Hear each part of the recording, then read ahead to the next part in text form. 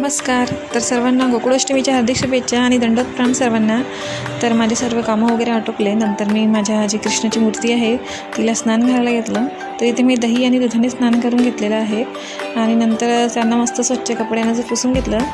कारण आपलं ते दही असं ते थोडंसं चिकट असतं म्हणून थोडं त्या मूर्तीवरती लागायला नको चिकटपणा, म्हणून नंतर मी त्याला गुलाबजलने स्नान करून घेतलं. नंतर म्हणजे विशेष आहे त्यांनाही स्वच्छ कपड्याने वगैरे असं मस्त धुवून घेतलं आणि नंतर पुसून घेतलं, स्वच्छ पाण्याने धुवून घेतलं.